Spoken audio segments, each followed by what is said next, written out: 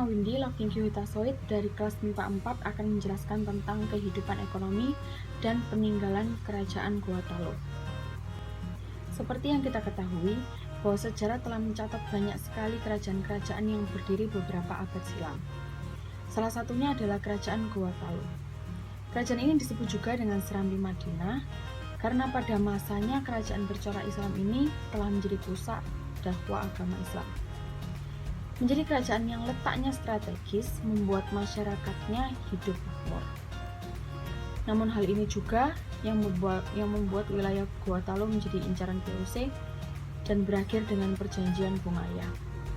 Kerajaan Gorontalo merupakan kerajaan bercorak Islam yang berada di Sulawesi Selatan sejak abad ke-14 dan berpusat di Makassar.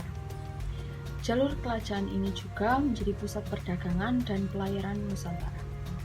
Pada mulanya, Goa dan Talo adalah dua kerajaan yang terpisah, namun akhirnya bersatu pada abad ke-17.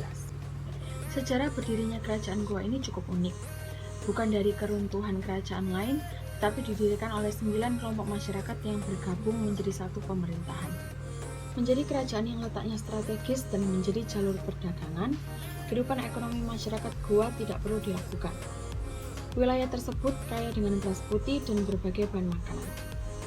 Goa menjalin perdagangan dengan Malaka, Jawa, dan Maluku bahkan sampai ke India dan Cina.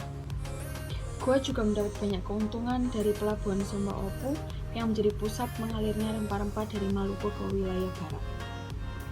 Sebagai sebuah kerajaan bercorak Islam di Nusantara, kerajaan Goa tidak memiliki peninggalan berupa prasasti. Beberapa bentuk peninggalannya adalah masjid, benteng, dan makam. Peninggalan dalam bentuk masjid adalah Masjid Katangka. Masjid ini berdiri di tahun 1965. Sampai sekarang masjid ini masih dijaga dan terawat meskipun telah mengalami beberapa kali pemugaran. Yang kedua adalah Benteng Fort Rotterdam. Benteng ini dibangun pada saat abad ke-14 saat pemerintahan Sultan Hasanuddin. Saat ini, benteng tersebut telah menjadi destinasi wisata di Makassar. Kemudian Komplek Pemakaman Raja.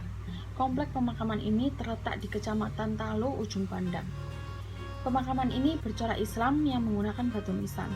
Uniknya, batu nisannya berukuran besar dan tinggi serta berundak-undak seperti candi. Sekian dari saya. Maaf jika ada kesalahan dalam ucapan dan kata, saya ucapkan terima kasih.